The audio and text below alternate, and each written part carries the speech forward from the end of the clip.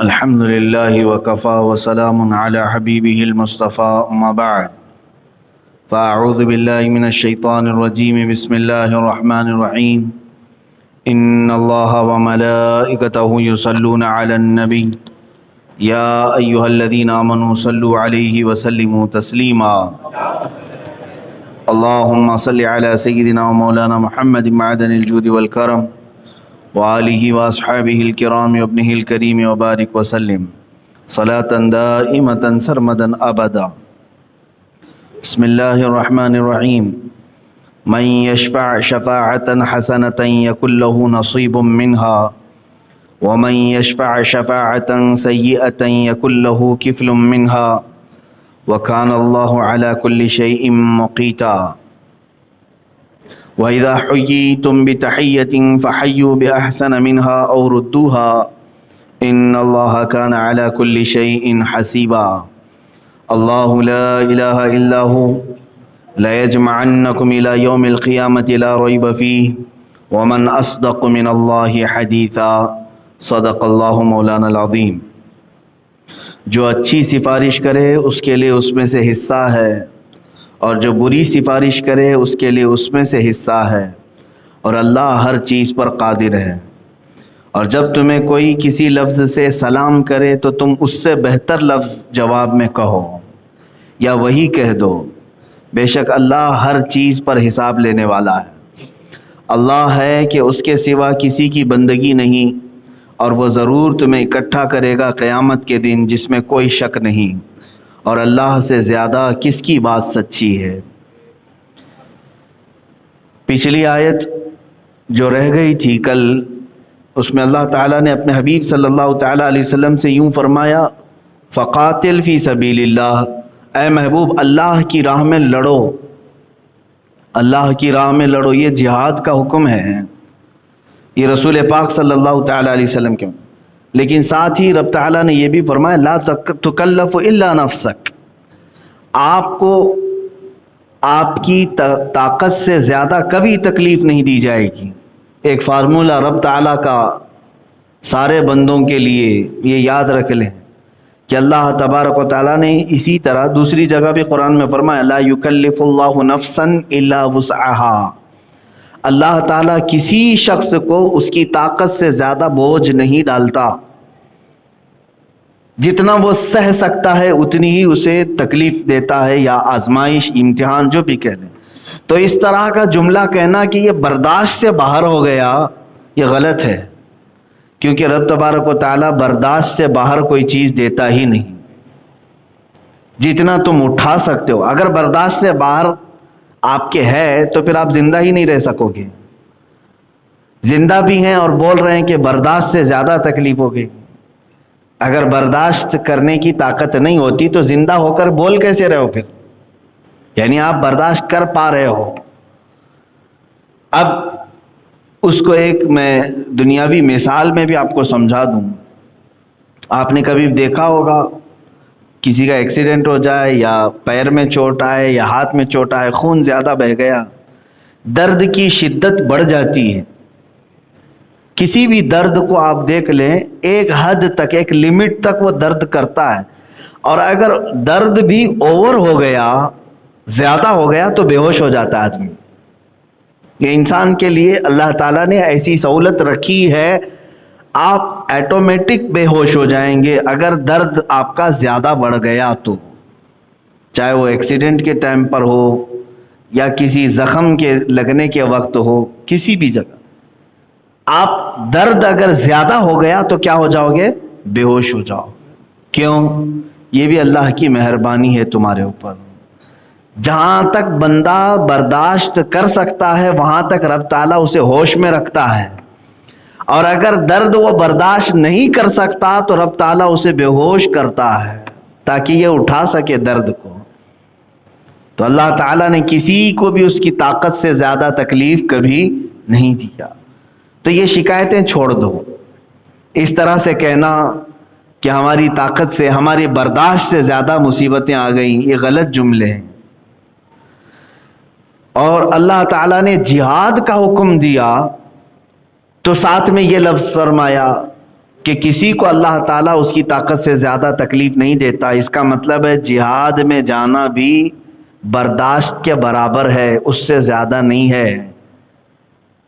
اب یہاں پر مجھے بتاؤ، اسلام میں ایک ایسا حکم، ایک ایسا آرڈر لا کر کے مجھے بتا دیں کہ جو انسان کر نہیں سکتا تھا اور اللہ نے اس کے اوپر لاگو کر دیا ہے، ڈال دیا ہے، جو اس کے بس میں نہیں تھا، طاقت میں نہیں تھا، وہ ڈال دیا گیا۔ کون سی ایسی چیز ہے؟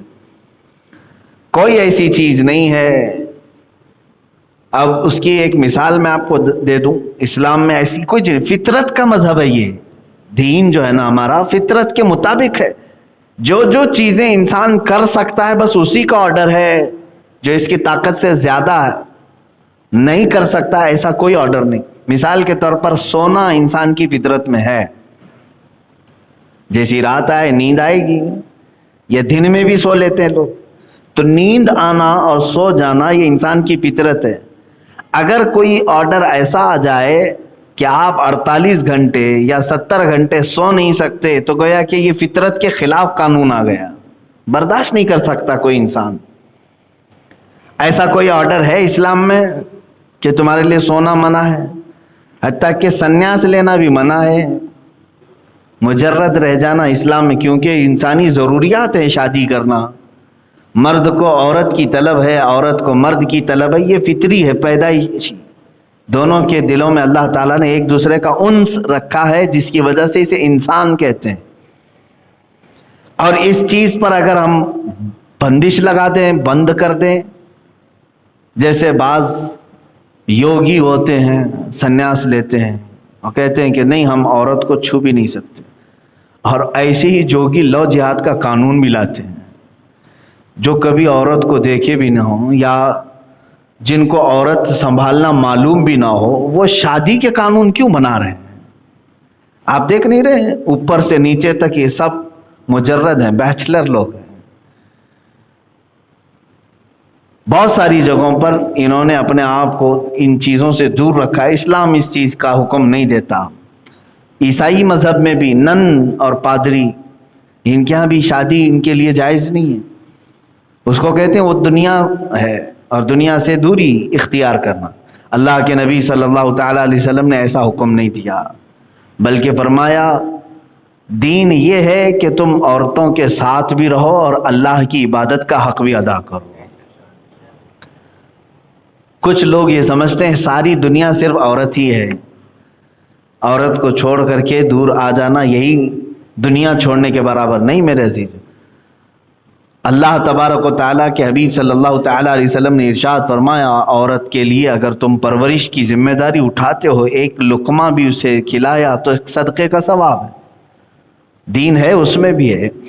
تو بات یہ چل رہی ہے کہ تمہیں کوئی بھی ایسا حکم نہیں دیا گیا جو تمہاری طاقت کے خلاف ہو، برداشت سے تمہارے باہر ہو، ایسا کوئی حکم اسلام میں نہیں آیا۔ اب یہاں بات آتی ہے جہاد کی۔ حضور صلی اللہ تعالیٰ علیہ وسلم کو رب تعالیٰ نے فرمایا فقاتل فی سبیل اللہ، اللہ کی راہ میں آپ لڑیں، اور یہ حکم آپ کے لیے برداشت سے باہر والا نہیں ہے، آپ کی کیپیسٹی میں ہے، آپ کر سکتے ہو جہاد، تبھی تو حکم دیا نا اللہ نے۔ صحابہ کو بھی اسی لیے حکم دیا۔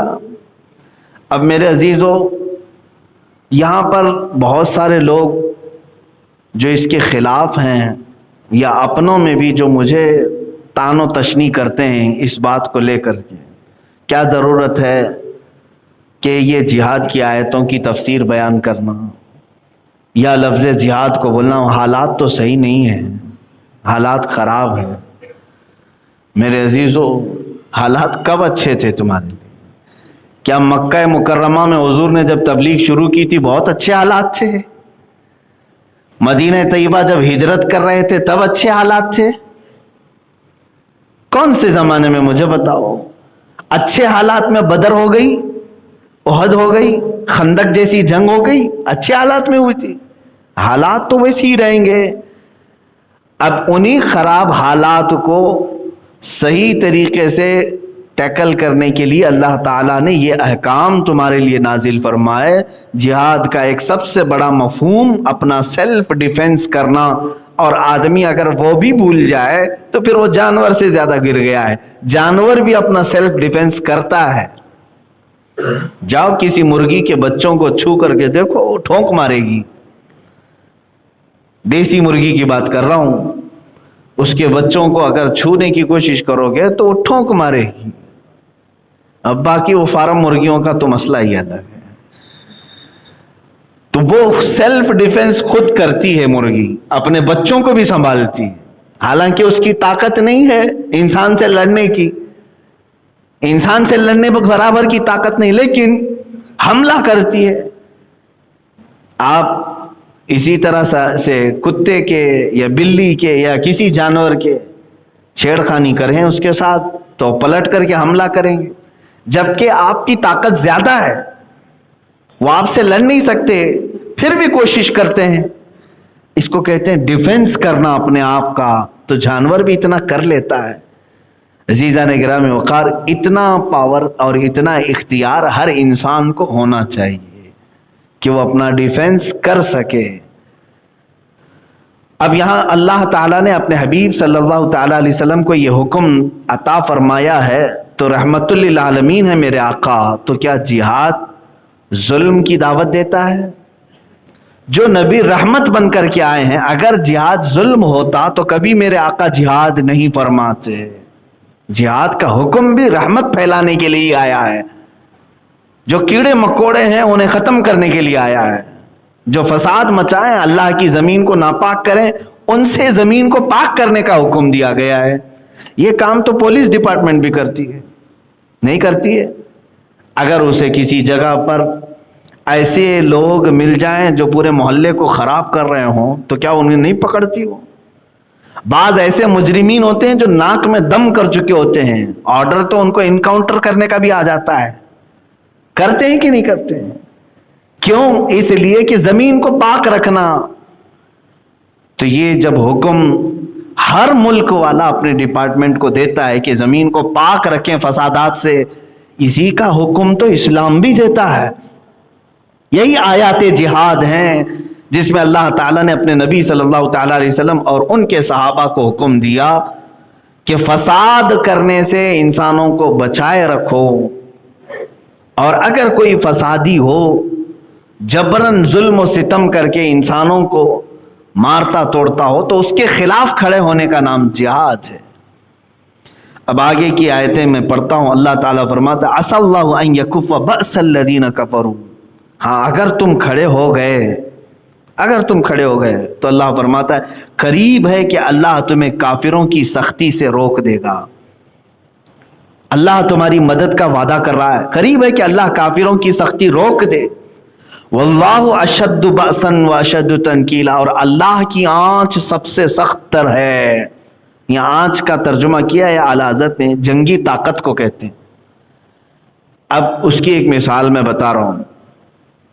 ایک طرف آپ 10 لوگ ہیں، سامنے ایک فوج 1000 کی کھڑی ہے، تو آپ کو ڈر تو آئے گا، خوف آئے گا کہ ہم 10 لوگ ہیں کیسے لڑیں گے. لیکن اگر آپ سے یہ کہہ دیا جائے کہ وہ 1000 کے پاس کچھ بھی نہیں ہے، وہ ہاتھ بھی نہیں اٹھا سکتے، لیکن تمہارے پاس بہت بڑی طاقت ہے، تو تھوڑی ہمت آ جائے گی. ٹھیک ہے، ہمیں بتایا گیا ہے کہ بہت کچھ ہمارے پاس ہے، ان کے پاس کچھ بھی نہیں. تو میرے عزیزو، تمہارے پاس بہت کچھ کی بات نہیں ہے. اللہ تبارک و تعالیٰ سیدھے یہ فرما رہا ہے چاہے وہ جتنے بھی ہوں، تم چاہے جتنے بھی ہو، میں تمہارے ساتھ ہوں. اب اللہ کی طاقت جس کے ساتھ ہو تو پھر کون سی طاقت چاہیے تمہیں؟ اللہ کریم فرما رہا ہے واللہ اشد بأسا، اور اللہ جنگی طاقت میں سب سے زیادہ سخت ہے. اس سے بھی بھلا کوئی مقابلہ کر پائے گا؟ اب مقابلہ کرنے والوں کی تھوڑی سی ہسٹری بھی میں بتا دوں، جنہوں نے اللہ سے بھی مقابلہ کرنے کی کوششیں کی ہیں، اور آج جو پوری دنیا میں اتھل پتھل چل رہا ہے یہ بھی اسی کا ایک حصہ ہے. خدا سے لڑنے کی تیاریاں چل رہی، آپ کو معلوم نہیں؟ یہودی پوری دنیا میں یہ کیوں ہلچل مچائے ہوئے ہیں؟ کیا ان کا مقصد کیا ہے؟ کیا حاصل کیا کرنا چاہتے ہیں؟ میاں ان کے پاس تو سب آ گیا، ابھی پیٹروٹ میزائل آ گئے، سارے نیوکلیئر ہتھیار آ گئے، سب کچھ تو ہے ان کے پاس. تقریباً دنیا کی جتنی ملٹی نیشنل کمپنیاں ہیں سب کے یہ مالک ہیں، گولڈ کے یہ مالک ہیں، کرنسی کے یہ مالک ہیں. دنیا میں آج جو بڑے بڑے ادارے ہیں، چاہے وہ UN کی شکل میں ہو، اس پر ان کی اجارہ داری ہے. ورلڈ بینک، اس پر ان کا قبضہ ہے. ورلڈ ہیلتھ آرگنائزیشن، جس کو آج کورونا میں بہت زیادہ پیش دیکھا گیا ہے، اس پر ان کا قبضہ ہے. تقریباً تو دنیا کے بڑی بڑی جو انڈسٹریز ہیں یا کمپنیاں ہیں یا پھر ادارے ہیں، یہ سب کے سب ان کے انڈر میں. اب اور کیا چاہیے انہیں؟ اور کیا چاہیے؟ یہاں مسلمان کو ایک گھر مل جائے تو سکون سے بیٹھ جاتا ہے، ختم ہو گیا، اور آگے تو چاہیے ہی نہیں.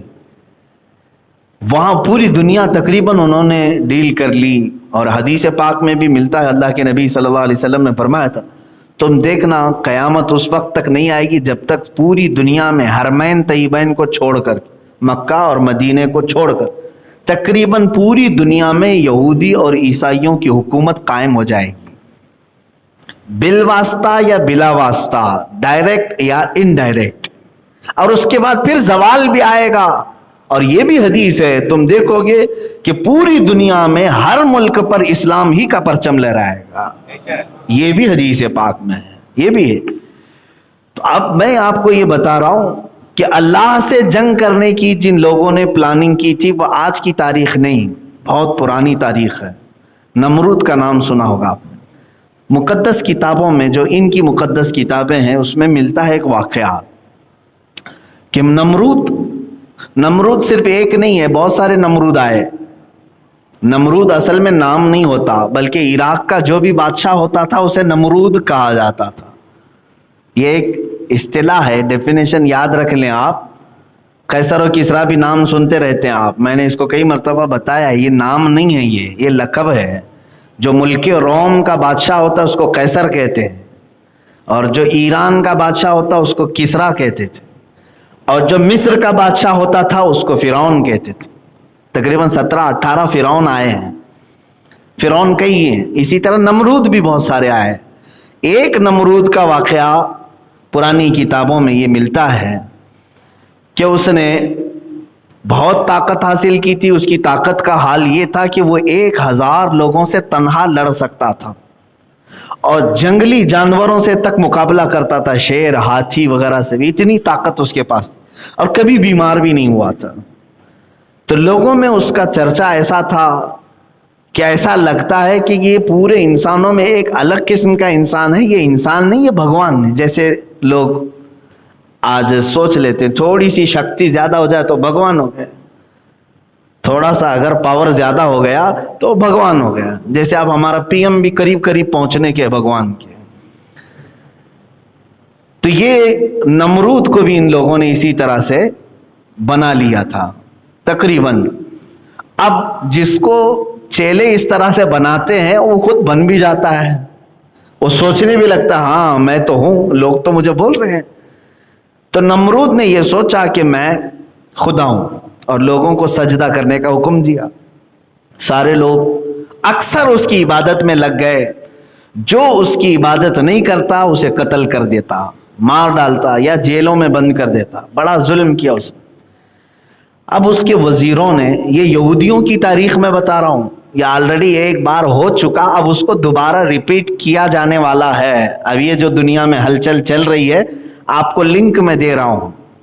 کیوں یہ سب ہو رہا ہے؟ آپ کے ذہن میں ڈائریکٹ بات آ جائے گی، کیا کرنا چاہتے ہیں آج یہ اتنی ترقیات کیوں کرنا چاہتے ہیں. سنیے، نمرود سے اس کے خاص وزیروں نے کہا بادشاہ سلامت، اور اس کو خدا کہتے تھے وہ، کہ سب کچھ تو ہے آپ کے پاس، طاقت و قوت ہے، انسانوں پر آپ کی حکمرانی ہے، جانوروں سے تک آپ مقابلہ کر لیتے ہو، سب کچھ ہے، آپ کبھی بیمار بھی نہیں ہوتے. لیکن ایک چیز ہے کہ جس میں عاجز ہو سکتے ہیں. کہا کیا ہے وہ؟ کہا موت. یہ اگر آ گئی تو کیا کریں گے؟ موت اگر آ گئی تو کیا کریں گے؟ سارا دھرا کا دھرا رہ جائے گا. محلات بھی بہت بنا لیے. اس وقت اس نے ورلڈ ٹاور بنا دیا تھا جو دنیا کی ٹالسٹ بلڈنگ تھی, بہت اونچی عمارت اس زمانے میں. اور کیوں بنایا تھا وہ بھی میں بتاتا ہوں. تو اس نے اپنے وزیروں کی یہ صلاح اور ان کے مشوروں کو سن کر کے کہا کہ یہ تو فکر کی بات ہے, آخر کریں کیا؟ کہا کہ ایک ہی صورت رہ جاتی ہے. اب تقریباً دنیا آپ کی فالوور ہو چکی ہے, سارے انسانوں کو جمع کر لیں, سارے انسانوں کو ایک جگہ جمع کر لیتے ہیں اور سب انسانوں کو فوجی بناتے ہیں, سارے انسانوں کو فوجی بناتے ہیں اور ان سب کو لے کر کے خدا سے لڑتے ہیں. پوری دنیا کو ایک طرف لے کر کے خدا سے لڑتے ہیں, اور ایک بار اگر اس کو مار کر ہم گرا دیے تو موت اور حیات تو ہمارے ہاتھ میں ہوگی. اب دیتا تو وہی ہے نا, موت تو وہی دیتا ہے, تو ٹارگٹ اسی کے ساتھ کیوں نہ کر دیا, اسی کو کیوں نہ کیا جائے. تو اس کی بات یہ لگی کہ ہاں یہ کام شروع کرنا چاہیے. تو چیلے چپاٹوں نے پروجیکٹ دیا اور یہ کام شروع کر بھی دیا. اسے معلوم بھی نہیں ہے, عقل ہوتی تو خدا سے نہ لڑائی لیتے ہیں. یہ نمرود نے تیاری جب شروع کیا تو سب سے پہلا کام کیا کیا انہوں نے؟ بہت بڑا شہر بنایا جہاں پر تقریباً دنیا کے سارے انسانوں کو جمع کرنا تھا, اور بادشاہ کا آرڈر یہ آیا کہ دنیا کی ساری زبانیں ختم کر کے ایک ہی لینگویج رکھی جائے. کمیونیکیشن ضروری تھا فوجیوں کو آرڈر دینے کے لیے, سب کی زبان ایک ہونی چاہیے, سب فوجی ہوں, ٹریننگ دی جائے. اب پھر مسئلہ آیا کہ وہ ملے گا کہاں خدا, جہاں سے اس جنگ کرنا ہے نا, لڑائی کرنا ہے. اب اس کے فرشتے بھی ہیں, اس کی طاقت و قوت بھی ہے, کیسے اس کے ساتھ لڑائی کی جائے؟ میرے عزیزو, یہ عجیب سی مزے کی بات ہے کہ دنیا نے یہ تک سوچ لیا اپنے ہی پیدا کرنے والے کے ساتھ لڑائی کے لیے. اس کے بعد وزیروں نے کہا کہ سنا آسمانوں پہ رہتا ہے, بڑی عمارت کیوں نہ بنا لی جائے جو آسمان تک پہنچتی ہو. تو اس کام کے لیے یہ ٹالسٹ بلڈنگ بنی. دیکھتے ہیں جتنی لمبی بن جائے. بنائی اور بناتا رہا, فوج بھی جمع ہو گئی, لینگویج سب کی ایک ہو گئی, زبان سب کی ایک, کرنسی بھی سب کی ایک, ایک ہی سکہ چلے گا, باقی کسی کی نہیں. حکومت صرف ایک ہی نمرود کی تھی. اب اس کے بعد اسے اس بلڈنگ میں چڑھنا تھا, چڑھ کر کے اوپر سے دیکھنا تھا کہ خدا ملتا ہے کہ نہیں ملتا. نہیں ملے تو اور بلڈنگ کو بڑھائیں گے, جہاں وہ مل جائے لڑائی کریں گے. معاذ اللہ رب العالمین. کبھی کبھار میں یہ بیان کرتا ہوں تو حیرت بھی ہوتی ہے, لیکن یہاں بات یہ آئی ہے, اللہ نے جو فرمایا نا واللہ اشد بأسا, اور اللہ جنگی طاقت میں بہت سخت ہے, اس پر میں عرض کر رہا ہوں. دیکھو اللہ کی جنگی طاقت کیا ہے. آج ابھی کوئی اتنا بڑا نمرود آیا نہیں ہے جو پوری دنیا کو اکٹھا کر کے سارے یہ کام کر لے. اس زمانے میں وہ کر چکا تھا. اب جب اس عمارت پر وہ چڑھنے لگا, اب جو بائبل وغیرہ ان کی پرانی کتابیں اس میں یہ عبارات ملتی ہیں, آیات ملتی ہیں. قرآن و حدیث میں تو اس کا تذکرہ نہیں ملا. اسرائیلی جو روایات ہیں یا جو پرانی کتابیں ہیں اس میں یہ ملتی ہے بات. اللہ تعالیٰ نے فرمایا اپنے فرشتوں سے کہ اے ملائکہ آ جاؤ, ہم بھی ذرا دیکھیں کہ ہمارا ایک بندہ ہم سے جنگ کا ارادہ کیا ہے.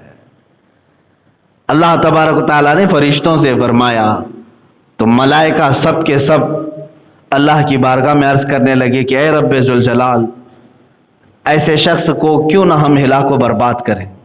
اللہ تبارک و تعالیٰ نے نہ اپنے لاکھوں کروڑوں اربوں فرشتوں کو, جن کی تعداد کا علم ہمیں بھی نہیں, بارش کے قطروں سے زیادہ اللہ کے فرشتے ہیں, بہت, ان کی تعداد کا کوئی اندازہ نہیں کر سکو گے آپ.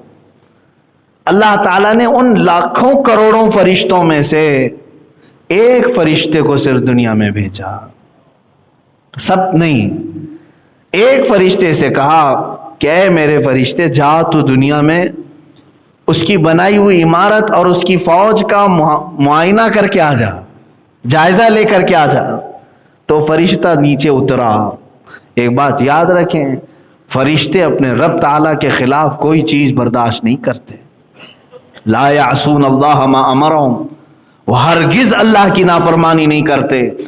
یہ تو اور بات ہے کہ اللہ فرشتوں کو بار بار روکتا ہے کہ بندوں پر عذاب نہ ڈالا جائے. اللہ کے روکنے سے وہ رکے ہوئے ہیں.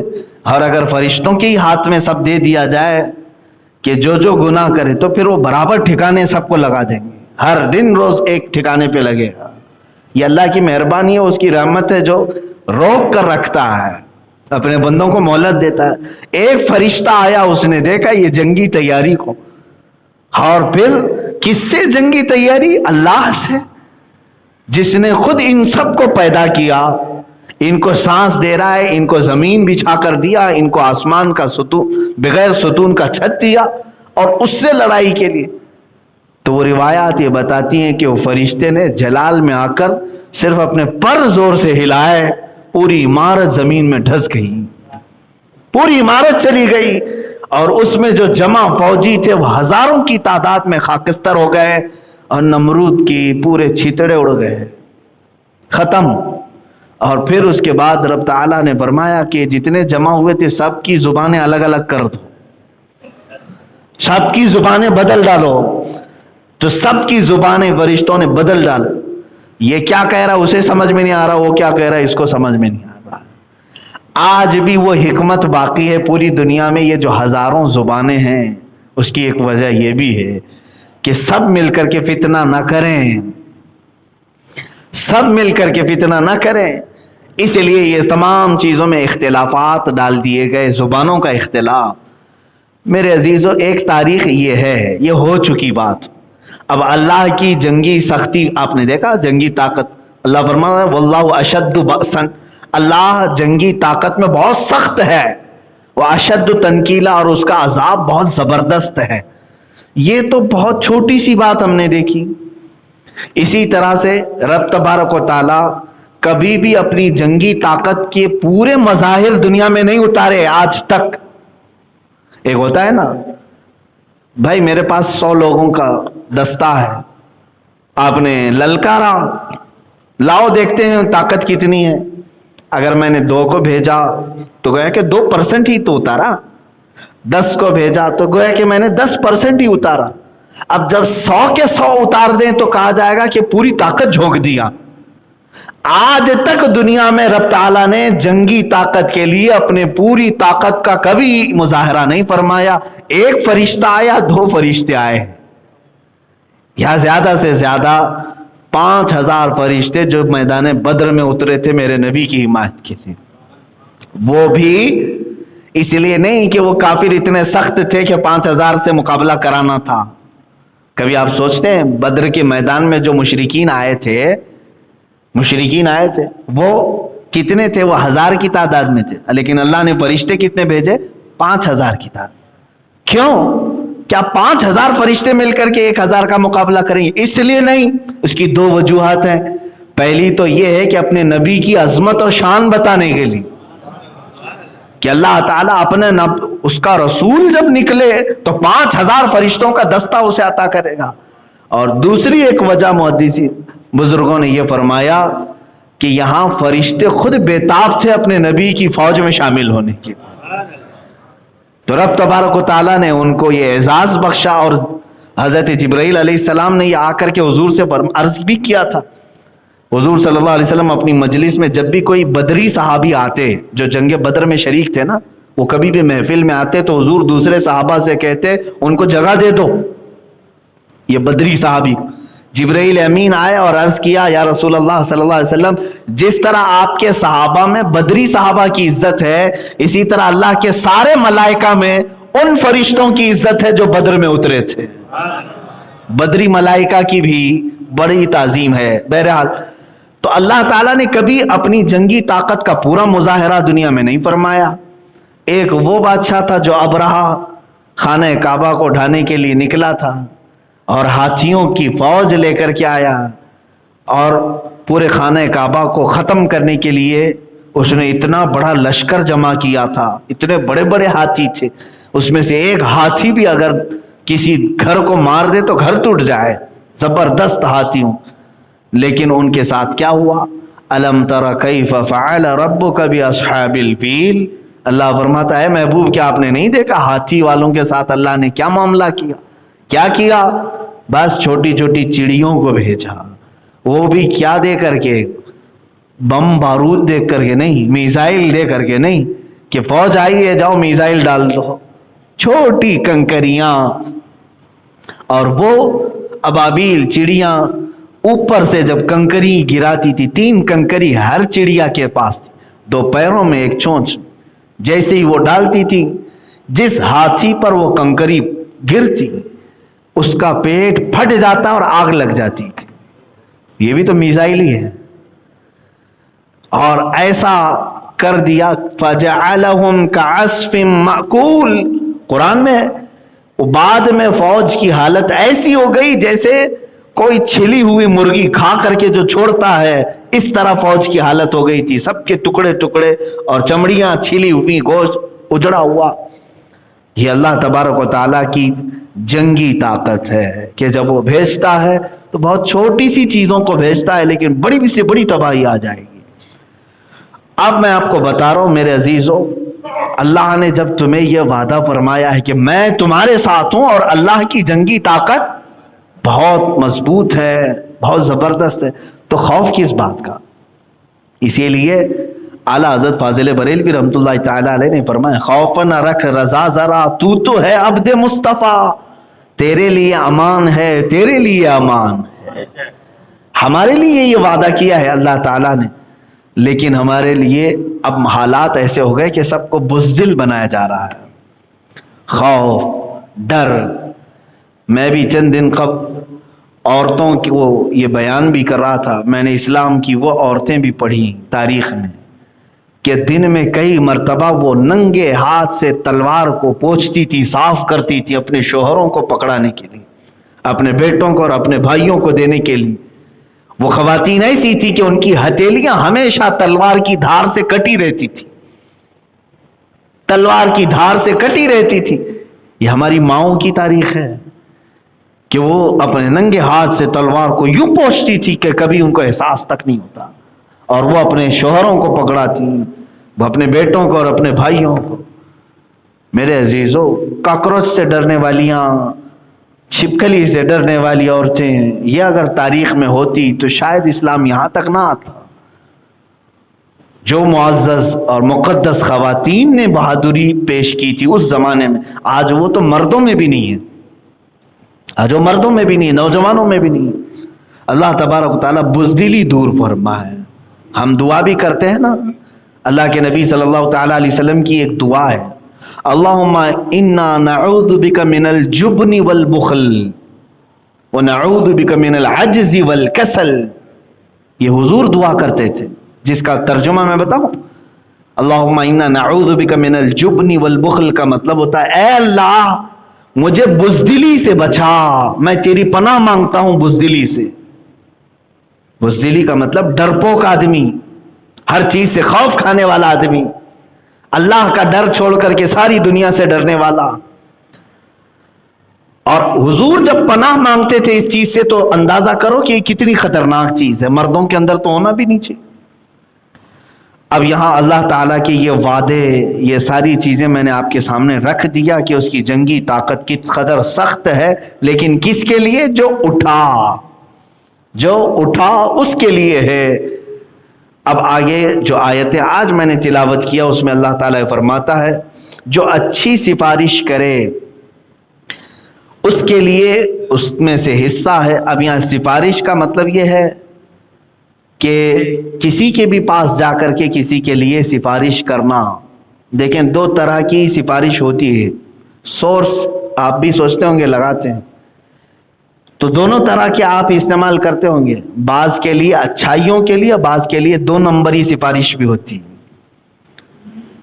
مثال کے طور پر کوئی آدمی چوری کرنا چاہ رہا ہے گورنمنٹ کا سامان، اور آپ نے جا کر کے عہدے دار سے سفارش کی کہ یہ میرا بندہ ہے، اس کو تھوڑا سا ڈھیل دے دو، یہ کر لے. تمہاری سفارش پر اس نے چھوڑ دیا تو قرآن کی آیت تو یہ کہہ رہی ہے کہ وہ چوری جو کر رہا ہے اتنا ہی حصہ تمہیں بھی ملے گا، اس گناہ میں تم بھی برابر کے شریک ہو۔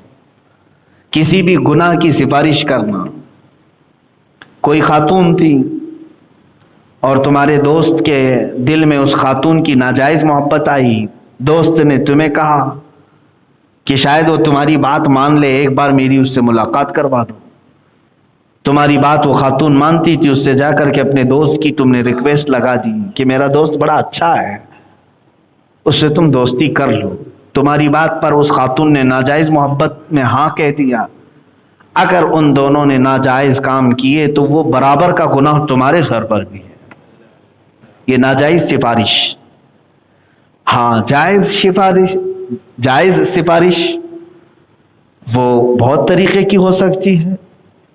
آپ نے کسی بچے کو قرآن پاک کا حافظ بنانا تھا، کسی جگہ آپ لے کر کے آئے، ریکویسٹ لے کر کے آئے۔ اب ہمارا دارالعلوم ہے، مدرسے میں پڑھتے ہیں بچے، بہت سارے لوگ آتے ہیں سفارشی، ہم پہچانتے نہیں ہیں لیکن آپ سفارشی بن کر کے آئے، میں آپ کو پہچانتا ہوں کہ اس کو رکھ لیجئے، اس کو پڑھا دیجئے۔ آپ سفارش لے کر کے بچے کو آئے، بچے کو ہم نے لے لیا آپ کی سفارش پر، آپ کو پہچانتے تھے۔ اب وہ بچہ جب حافظ قرآن بنا، اس کا ثواب سفارش کرنے والے پر بھی۔ الدال علی الخیر کفاعلہ، میرے آقا فرماتے ہیں خیر کا راستہ بتانے والا خیر کرنے والے کے برابر ہے۔ دونوں بھی باتیں یاد رکھ لیں۔ آپ چل رہے تھے راستے پر، آپ سے کسی نے پوچھا مسجد کدھر ہے، آپ نے راستہ بتا دیا، وہ مسجد میں آیا، جتنی رکعت پڑھے اللہ تعالیٰ اتنا ثواب اسے بھی دے گا۔ راستہ بتانے والے کو بھی وہ ثواب دیا جائے۔ کسی نے شراب کی دکان کا ایڈریس پوچھا، آپ نے صرف انگلی سے بھی بتا دیا کہ یہاں ہے دکان، 6 نمبر پہ نہیں، 1 نمبر پہ ہے، 2 نمبر پہ ہے، 3 نمبر پہ ہے، فلاں جگہ پر ہے۔ آپ نے انگلی کے اشارے سے یا ایڈریس کوٹ کر کے بتایا تو فرمایا گیا ہے کہ وہ اگر جا کر کے استعمال کر لیا تو اس کے گناہ میں تمہارا بھی حصہ شامل رہے گا۔ اسی لیے میرے آقا صلی اللہ تعالی علیہ وسلم نے جو شراب کے استعمال کرنے والوں پر جو لعنت فرمائی وہ 10 قسم کے ہیں۔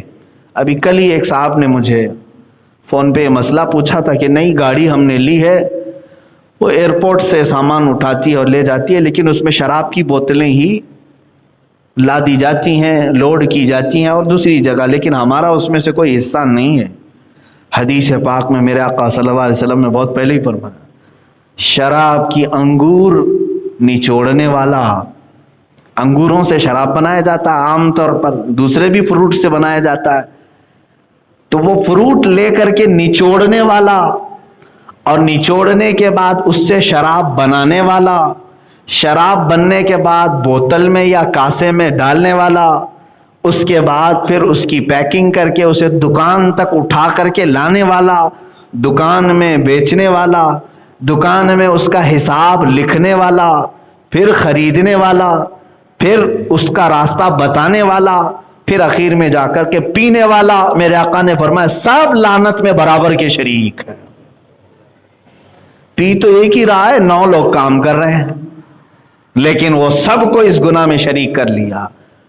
اللہ کے نبی صلی اللہ تعالی علیہ وسلم نے فرمایا، تو ہم نے یہ جواب بتایا بھی کہ اگر آپ کی گاڑی یہ کام میں ملوث ہے تو شراب پینے کا جو گناہ ہے، آپ کو شرابیوں کی مدد کرنے کا گناہ ضرور ملے گا۔ تو یہاں پر ان آیات میں یہ بتایا بھی گیا ہے کہ جو اچھی سفارش کرے اس کو اس کا حصہ دیا جائے گا، اور جو بری سفارش کرے اس کا بھی حصہ اسے دیا جائے گا۔ یہ ایک مسئلہ ہے، آپ یاد رکھیں، آپ کی زبان سے کبھی ایسا کام نہ ہونے پائے کہ آپ کے ایڈریس بتا دینے کی وجہ سے کوئی غلط کام کر گیا۔ کسی کو ایسا راستہ کھول کے بھی نہ بتاؤ کہ اس پر چلنے کے بعد وہ غلط کرنے لگ جائے، آپ اگرچہ نہ کرو۔ بعض لوگ یہ کہتے ہیں کہ میں تو نہیں کرتا لیکن اس کو بتا دیتا ہوں، چاہے تو یہ کر لے، تو تم برابر کے شریک ہو جاؤ۔ ہاں، جتنا ہو سکے خیر کی ان کو دلالت کریں، خیر کے راستے بتائیں، انہیں یہ تمام چیزوں کو بتا سکتے آپ۔ اب ایک اور بھی مسئلہ آیا تھا، ایک صاحب آئے انہوں نے کہا کہ حضرت میرے پاس کچھ لوگ آتے ہیں، چکن کی دکان ہے ہماری، حلال کاروبار کرتے ہیں، حلال تجارت کرتے ہیں، لیکن مارکیٹ میں چکن کے معاملات بہت سارے عجیب و غریب معاملات ہیں، یہ برائلر چکن والے معاملات۔ کہا کہ کچھ لوگ آتے ہیں ہوٹل والے یا پھر استعمال والے، مجھ سے پوچھتے ہیں کہ ہم کو مری ہوئی مرغی چاہیے، مری ہوئی چاہیے، تو وہ کہتے ہیں کہ ہمارے ہاں جائز بھی نہیں، حلال نہیں، حرام ہے، اور میں اس کی تجارت نہیں کر سکتا۔ یہ مسئلہ تو بندے کو اتنا معلوم ہے، مرے ہوئے جانور کی تجارت کرنا ویسی ہے جیسے کتے اور خنزیر کی تجارت کر رہے ہو۔ خنزیر کو نجس العین کہا گیا ہے، مردار کی تجارت تمہارے لیے جائز نہیں ہے، حرام چیز کی تجارت ہو رہی ہے۔ تو انہوں نے کہا کہ میں تو نہیں بیچتا، لیکن مجھے معلوم ہے بہت سارے کچھ جگہوں پر اس کی تجارت ہوتی ہے۔ تو بہت سارے لوگ فورس کرتے ہیں، چلو ٹھیک ہے آپ نہیں بھی دو تو یہ تو بتاؤ کہاں سے لینا ہے، اس وقت میں کیا کروں؟ میرے عزیز وہی مسئلہ ہے۔ تو وہ صاحب کہتے ہیں کہ لوگوں کو ٹھنڈا رکھنے کے لیے، گراہک بٹھانے کے لیے بول دینا پڑتا ہے کہ فلاں جگہ آپ کو یہ چیز مل جائے گی، آپ وہاں سے کر لو۔ ہم نے کہا یہ چیز بتانا بھی جائز نہیں ہے، آپ اس کے ساتھ برابر کے شریک ہو جائیں گے، برائیوں کی طرف اشارہ کرنا بھی جائز نہیں ہے۔ عزیزان گرامی وقار، کوئی نیا شہر میں داخل ہوا اور اس نے یہ پوچھا کہ یہاں پر زنا کے اڈے زیادہ کہاں ہیں، کوٹھے کہاں ہیں، معاذ اللہ، آپ نے پہلے تو توبہ کر لیا، کہا کہ یہ بہت بھیانک جرم ہے، میں تو کبھی نہیں جاتا ان کے سامنے، لیکن اگر تم کو کرنا ہی ہے تو جاؤ فلاں جگہ پہ چلے جاؤ۔ تم نے اسی ہی اس کو ہلکے میں کہہ دیا، مگر میرے عزیزو بہت بڑا گناہ کا کام کیا تم نے، اس کو ہلکے میں مت سمجھ لینا۔ اگر کسی کو آپ نے یہ کہہ دیا کہ جاؤ فلاں جگہ تم کو یہ سب چیزیں مل جائیں، وہاں چلے جانا، اور پھر آپ کہہ رہے ہیں توبہ توبہ استغفر اللہ، میں تو کبھی نہیں کرتا۔ تم نے راستہ تو بتایا ہے کسی کو اس کا، اب اندازہ کرو راستہ بتانے والے کا جرم اتنا بڑا ہے، بھیانک گناہ ہے، تو کرنے والے کا گناہ کتنا بڑا ہوگا۔ ان تمام چیزوں سے اوائڈ رکھیں، اور جتنا ہو سکے خیر کی دعوت دینی چاہیے، اور خیر کی سفارش بھی کرنی چاہیے، اور خیر کی طرف ایڈریس بھی کرنا چاہیے۔ لوگ جب بھی پوچھیں اچھائیوں کی باتیں ان کو فوراً بتا دیں۔ ہم میں سے بہت کم ایسے لوگ ہیں جو یہ بتاتے ہوں۔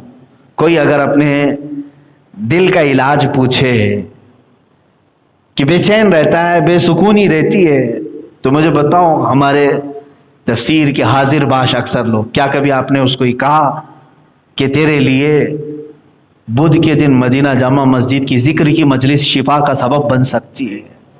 نہیں بتائے ہوں گے، ہو سکتا ہے کچھ لوگوں نے کہا۔ دلوں کا علاج اللہ تعالیٰ نے قرآن پاک میں فرمایا ہے کہ اللہ کے ذکر میں ہے، تو تم خود نہیں آ سکتے تھے، کسی وجہ سے مجبوری ہے، تکلیف ہے، تو کسی کو اشارہ تو کر سکتے تھے کہ تیرے دل کا علاج ہے یہاں پر، تو جا کر کے اپنی بے سکونی کا علاج کر سکتا ہے، گھبراہٹ اور بے قراری کا علاج کر سکتا ہے۔ تو یہ چیزیں ہیں، خیر کی طرف بلانا یا خیر کی طرف اشارہ کرنا۔ آپ ان تمام چیزوں کو اپنا مطمع نظر بنا لیں اور اپنا مشن بھی بنا لیں، انشاءاللہ العزیز اللہ تعالیٰ صرف خیر کی طرف دعوت دینے والے کو بھی وہ اجر ضرور عطا فرمائے گا۔ قیامت کے دن ایک بندہ ایسا ہوگا جس کے لیے جنت کا پروانہ ہو چکا ہوگا۔ وہ کون ہوگا؟ میں آپ کو بتا رہا ہوں۔ آپ گزر رہے تھے راستے سے، کسی ایک نارمل آدمی کو جو زیادہ دیندار نہیں تھا، کچھ نہیں تھا، آپ نے تھوڑے دن اس کو دیکھا کہ یہ غلط راستے پر جا رہا ہے، کیوں نہ میں اس کی اصلاح کی کوشش کروں۔ آپ نے اس کو پکڑا، کہا چلو مسجد چلو، یہاں تفسیر ہوتی ہے، درس ہوتا ہے، ذکر کی مجلس ہوتی ہے، قرآن پڑھایا جاتا ہے۔ تو آپ ایک بار لے کر کیا ہے، اور اسے مزہ لگ گیا، وہ مجلس میں آنے لگ گیا، اور اس کا دل بھی سدھرنے لگا، وہ ساری چیزیں چھوڑ دی، لیکن آپ غائب ہو گئے۔ آپ خود پہنچائے لیکن غائب ہو گئے، آپ سے ہی مسجد چھوٹ گئی، جس کو لائے تھے آپ، مسجد چھوٹ گئی۔ اب ایسوں کے ساتھ کیا ہوگا؟ اللہ مہربان ہے، رحیم ہے، کریم ہے۔ قیامت کے دن یہ بندہ جب حساب ہوگا تو رب تعالیٰ فرمائے گا میں تجھ سے راضی ہوں، تو جنت میں جا۔ اور جب جنت میں جا رہا ہوگا تو پلٹ کر کے دیکھے گا مجھے جو ادھر بھیجا تھا وہ تو آج پکڑا گیا ہے، وہ پھنسا ہوا ہے، اس کی نیکیوں میں کمی تھی، گناہ بڑھ گئے تھے اور وہ پھنسا ہوا ہے، اس کا فیصلہ نہیں ہو رہا تھا۔ تو یہ بندہ رک جائے گا اور کہے گا اے مولا اس کا کیا حساب کتاب؟ کہا وہ ابھی نہیں جائے گا جنت میں، حساب لمبا ہوگا، پھنسا ہوا ہے، بہت ساری چیزیں اس کی باقی۔ تو یہ کہے گا اے اللہ میں تو جنت میں جو جا رہا ہوں اسی کی وجہ سے جا رہا ہوں، اسی نے مجھے اپنے غلط راستے سے یہاں تک لانے میں مدد کی تھی، لیکن یہ خود نہیں آیا۔ اے مولا میں اس وقت تک ٹھہرا رہوں گا جب تک اس کا حساب نہ ہو جائے۔ اسی لیے یہ وفادار قیامت کے دن اللہ تبارک و تعالیٰ فرماتا ہے تیری سفارش قبول ہے، ابھی اسے لے کر چلا جا، اسے معاف کر دیا جائے گا۔ میرے عزیزو یہ ہے خیر کی طرف آپ نے اشارہ بھی کیا کسی کو تو اس کے لیے اجر قیامت کے دن یہ ہو سکتا ہے۔ بس میں تو یہی سمجھتا ہوں، میں خود نکما ہوں، خود میرے اندر کوئی عبادات نہیں ہے، میری نیکیاں نہیں ہیں، میں نے کبھی اپنے آپ کی بڑائی ظاہر نہیں کی، لیکن اس امید پر لوگوں کو نصیحت کر جاتا ہوں کہ کل قیامت کے دن آپ سب بخشے جائیں گے، تو امید ہے رب تبارک و تعالیٰ کی بارگاہ میں میرے لیے سفارش تو کر دیں گے کہ اے مولا یہ بندہ آیا تھا جو ہمیں تیری طرف بلا رہا تھا، اور اگر یہ قیامت کے دن آج پھنس بھی گیا ہے تو مولا ہم سب کی سفارش قبول فرما لے۔ مجھے صرف یہ امید ہے، اس لیے یہ بیڑا سنبھال کر کے ہم آگے بڑھتے ہیں۔ اللہ کریم ہے اور امید ہے میرے نبی صلی اللہ تعالیٰ علیہ وسلم کی امت کی اصلاح کرنے والے کو مولا ذلیل نہیں ہونے دے گا، رسول پاک صلی اللہ علیہ وسلم کی امت کی خیر خواہی کرنے والے کو مولا رسوا ہونے نہیں دے گا۔ میں تو مفتی اعظم ہند کی وہی دعا عرض کرتا ہوں، میرے اعمال کا بدلہ تو جہنم ہی تھا، میں تو جاتا میرے سرکار نے جانے نہ دیا۔ وآخر دعوانا الحمدللہ رب العالمین۔